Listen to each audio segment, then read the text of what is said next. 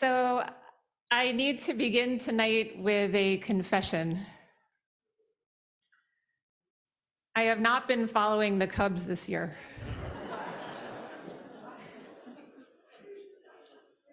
The Cubs, as you may remember, traded away basically all my favorite players last year. Rizzo, Bryant, Baez, Schwarber, and I haven't really cared to watch them. It doesn't help, of course, that they have not been winning.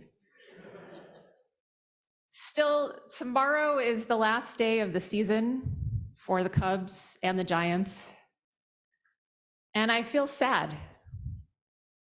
Not sad that they didn't win more games, sad that I didn't watch more games with the people I love. How many more seasons will I have to watch baseball games with my husband and daughters all in one room? With my dad on the phone giving us the backstory on every player? And with Scott's mom and dad cheering or lamenting the same plays in Florida? The answer is, we don't know. That's why we're here tonight. To remind ourselves that we don't know how many seasons we have or what those seasons will look like. To appreciate the things and the people we often take for granted. And to acknowledge and face our fear of losing them. There's a story in the Torah that speaks to this fear. I would argue it's the Torah story of Yom Kippur. Our prayer book gives us snippets of it when we sing, Adonai, Adonai, El Rachum V'Chanun. And we recall God forgiving the Israelites after the sin of the golden calf. But there's a story before and after the golden calf that I think is equally important to the message of this day. That's where I want to begin. Exodus 32. The Israelites are standing at the foot of Mount Sinai. Moses has been up on the mountain receiving the Torah for 40 days. Today is the day Moses is supposed to come down, but he hasn't come down. The Torah says, Vayar ha'am ki boshesh Moshe. The people saw that Moses was delayed. The rabbis of the Talmud extrapolate from this word boshesh, he was delayed. They say, read it as ba'ushesh. 6 hours have passed. They say Moses had told the people he would be back by the 6th hour on the 40th day. Now that 6th hour has passed, and the tormentor comes to torment them. The rabbis call this tormentor the Satan. I'm going to call him fear. Fear says to the people, where is your teacher, Moses? But the people shrug it off. Fear says to them, 6 hours have passed and your Moses is not here. The people still manage to ignore him. Fear says, Moses is dead. And still they ignore him. Fear then flashes an image in the sky of Moses's dead body. That's when the people turn to Aaron. Terrified that Moses and God have left them, that's when they say to Aaron, Make us a God to go before us. For that man Moses who brought us from the land of Egypt, we don't know what has happened to him. That's when they build the golden calf. I don't know about you, but I relate to this story. I am well acquainted with the voice of fear saying, why isn't Scott home already? Why isn't mom picking up her phone? Why haven't I heard from the doctor yet? I hate this voice. We all do. The question is, what do we do next? How do we live with the uncertainty?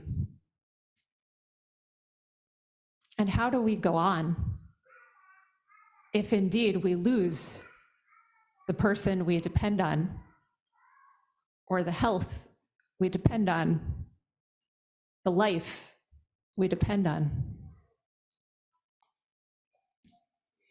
The Torah shows us two paths we can take. We can build a golden calf, afraid that God has left us. Or we can do what the Israelites do after they repent from the golden calf. We can build a Mishkan and invite God in. The Torah spends an extraordinary amount of time describing the details of the Mishkan, the portable sanctuary that the Israelites are to build in the wilderness. God tells the Israelites, bring me your gifts, every person whose heart so moves him.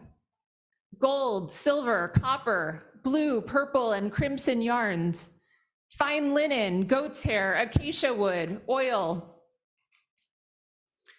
But it's not just bring me your gifts and you're done, as seems to happen with the golden calf. The Mishkan is a long-term project. The people need to make the planks and the crossbars for the frame of this holy tent. They need to weave the enormous cloths that go on the frame. They need to craft the ark and the menorah and the table and the altar. And just when you think maybe this job will be finished, we realize that the people will also need to deconstruct their creation so that they can carry it with them and reconstruct it everywhere they go. Why must they do this? The Torah sums it up in 5 words. Ve'asu li migdash v'shachanti betocham. They shall build me a holy space, and I shall dwell in them. We would expect the verse to say, v'shachanti betocho. They shall build me a holy space, and I shall dwell in it. But that's not what the Torah says. The Torah says, they shall build me a holy space, and I shall dwell in them. God is not in the Mishkan. God is in them. This is the lesson that they spend really the rest of the Torah trying to learn, so that when Moses does die, they have the strength to face their grief and their fear and to journey on to the promised land. God is saying, people, you don't need a golden calf. What you need is to create a space to let me in. I know sometimes it feels like I'm nowhere to be found, but you have the ability to find me. Build a space to let me in. What does this mean for us? How do we build a space to let God in? Like the Israelites, we too need a project, a holy project. What makes something a holy project and not just a project? I will try to answer that question with a few stories that I think are holy projects. Maybe they'll help you see the holy project you want to engage in this year. Or maybe they'll help you see the holy projects you're already doing. As is my custom, I will start at home. In our home, the holy project is musical theater. Basically, for the last 3.5 years, my daughters have run a youth theater troupe in our living room. Eliana is the director and overall boss. Chava is the musical director and chief choreographer. And Orly is the artist, making all the props and sets. Every weekend, 7 to 10 teens gather in our living room or backyard for COVID reasons for hours of rehearsals. And throughout the school week, Eliana plans the rehearsals, Chava edits the music, and all three girls choreograph the dances, often very late into the night. This is a serious project. But what makes it a holy project? Here's what Eliana had to say. On one level, it's the messages of the shows. Every show we've done has been in some way about the meaning of life. But more so, it's the process of putting together the show. The cast coming together over months of rehearsals, and everyone wanting to bring out the best in every other person. We know that as a group, we can create something so much bigger than ourselves, something that touches people, something that touches us. This is my daughter's holy project. It's also their independent project. Parents are not involved. My services are desired for driving and keeping the house stocked with snacks. But otherwise, Scott and I and the other parents are not wanted in the process. That's why it was so surprising when last Thanksgiving, our daughters asked Scott, maybe begged him, to build them a set. An old-fashioned looking house with a door that could open.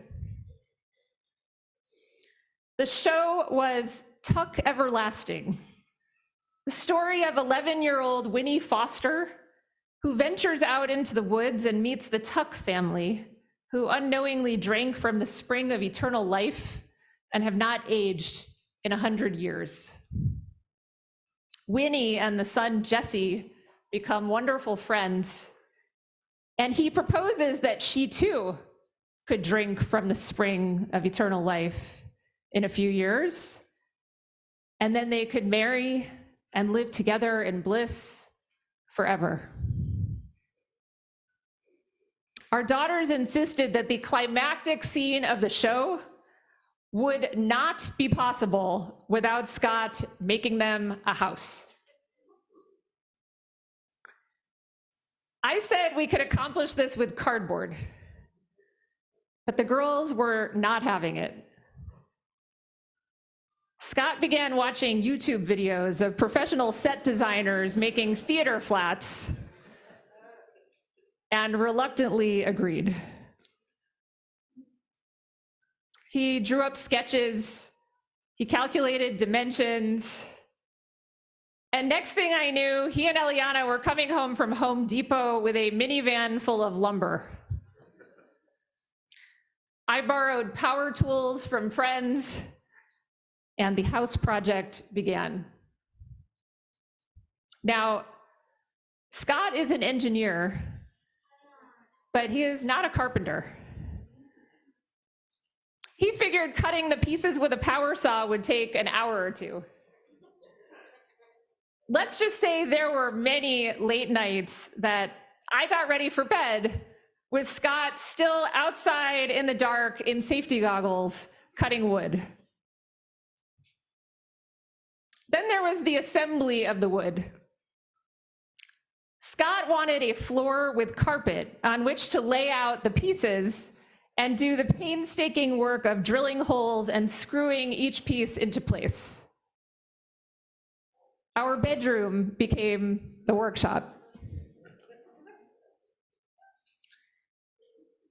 About 30 hours in, my daughters approached me riddled with guilt. "Let's just do the cardboard," Eliana blurted out. We had no idea this would be so much work. "Don't feel guilty," I told them.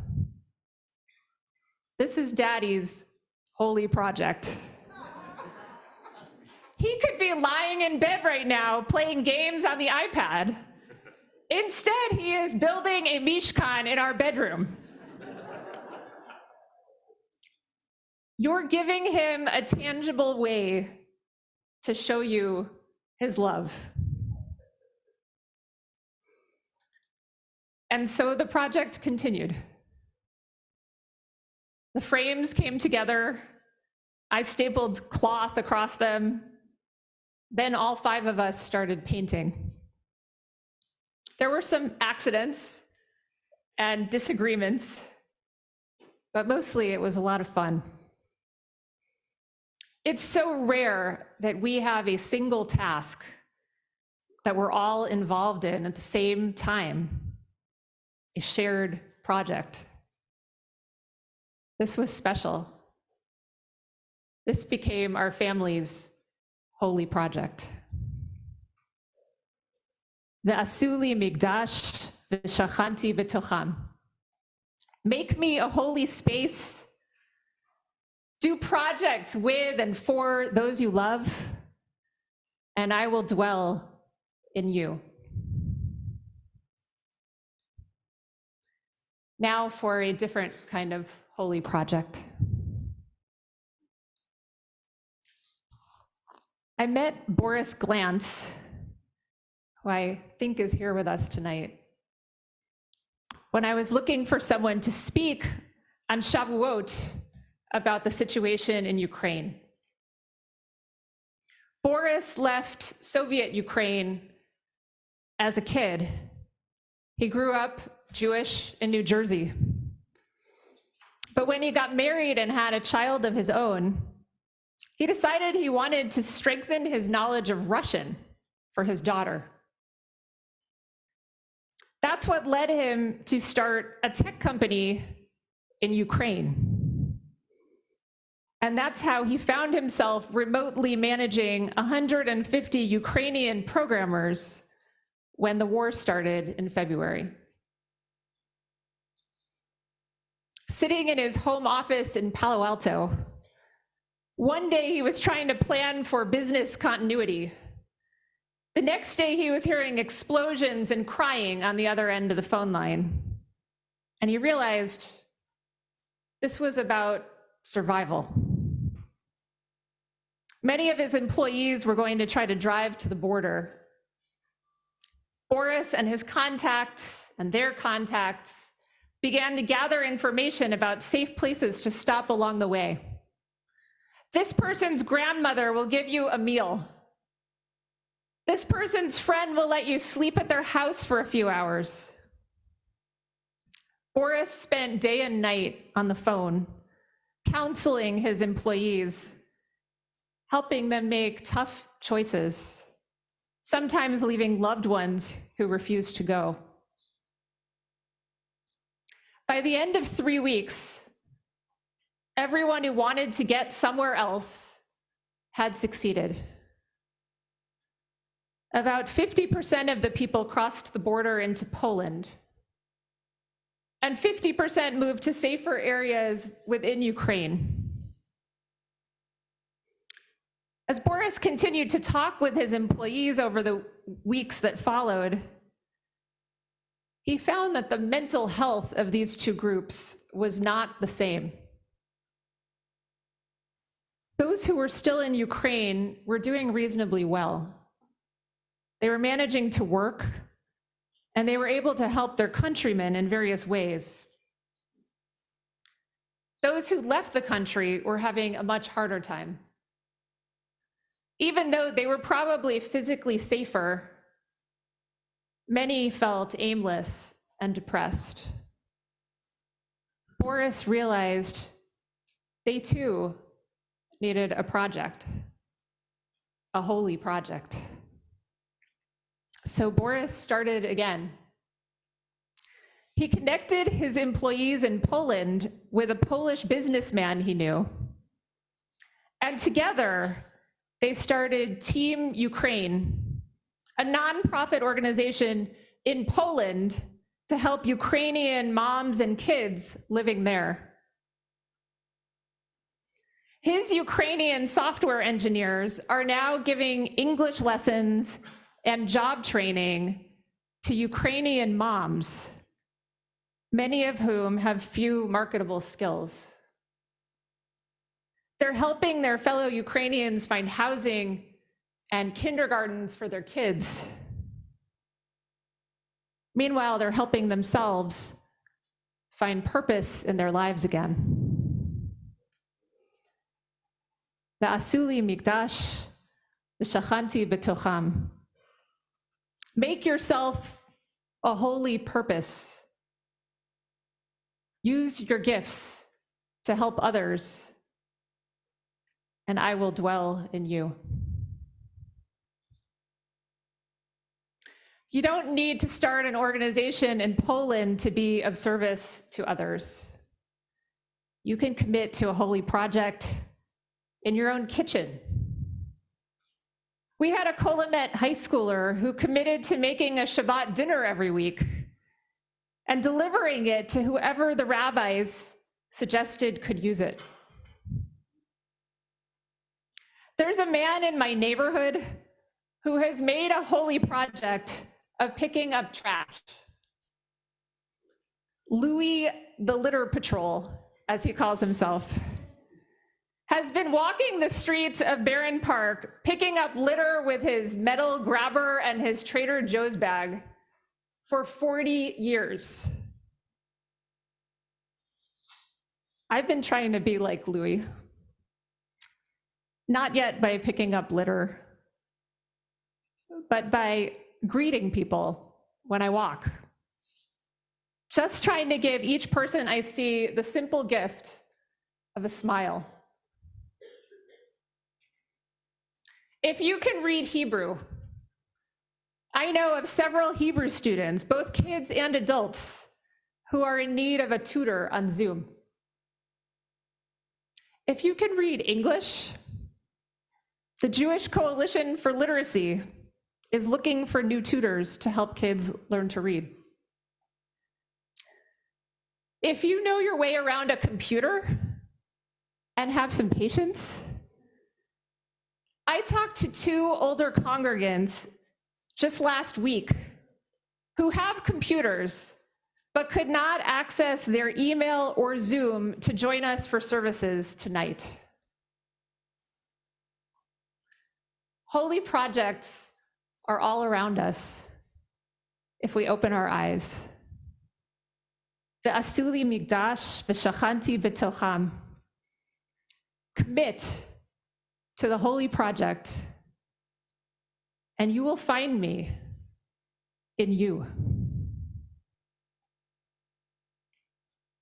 We can do this even in our hardest of times.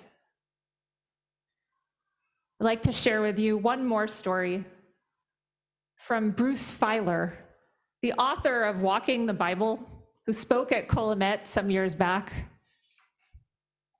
In his new book, Life is in the Transitions, Bruce tells the story of his father, a gregarious businessman, devoted family man, and beloved leader in the Savannah, Georgia Jewish community, who was diagnosed with Parkinson's and became suicidal.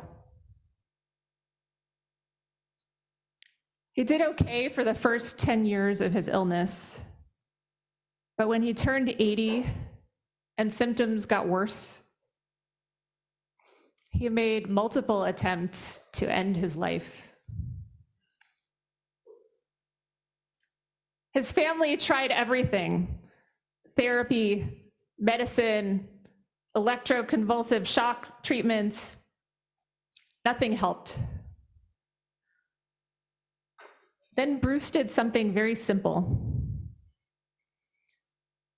He sent his dad a question. "What were your favorite toys as a child?" he asked. His dad thought about it for several days, then sent Bruce back a detailed description of the model airplanes that he and his brother used to build as kids during World War II. Delighted by this response, Bruce sent his dad another question. Then the next week, another. "How did you become an Eagle Scout? What was it like for you in the Navy? How did you meet Mom?" His father couldn't move his fingers at this point, so he couldn't type. He would think about the question all week, dictate his story to Siri, then print out a draft and edit it. He started attaching photos and letters and newspaper clippings to his stories. And he started to want to live again. This process continued for 4 years.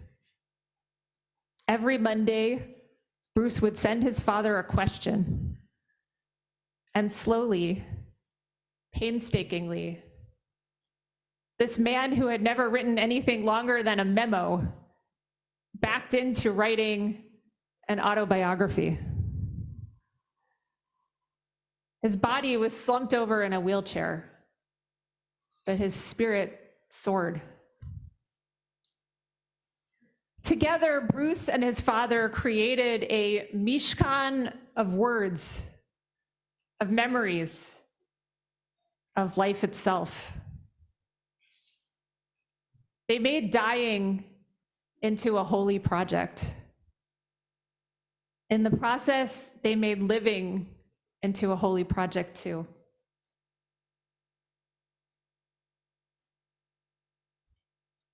Turns out, this was the message of my daughter's show, Tuck Everlasting, the one that needed the house with the door. Our imperfect house gets pushed onto the stage for the final scene. And Scott and I watch as our daughters and their fellow actors dance around it in a ballet of Winnie Foster's life. Each period of Winnie's life is one circle around this house. We see Winnie grow up, get married, chase around her young son, then watch him get married and have a child of his own.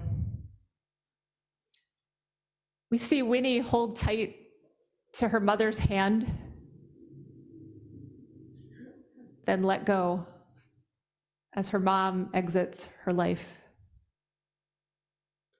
We watch aging Winnie and her husband re-dance their wedding dance. Then that hand grip too is severed as Winnie's husband exits the stage. Winnie crumples in her grief and looks as though she too is ready to die. But then out come all the people from her life to dance with her, one last joyful dance. Finally, only Winnie is left on stage. Having reached the end of this finite life that she chose, she turns around, opens the door, smiles, and goes in the house.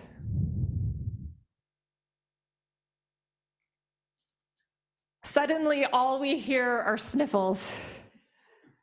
Scott and I are sobbing, and the entire audience is sobbing because this is the holy project. Loving and losing, laughing and crying. Living is the holy project. God, help us live the holy project. Help us say yes to building the house, to putting in the work, to reaching out beyond ourselves, sharing our gifts. Help us build you a Mishkan with our lives, that you may dwell in us.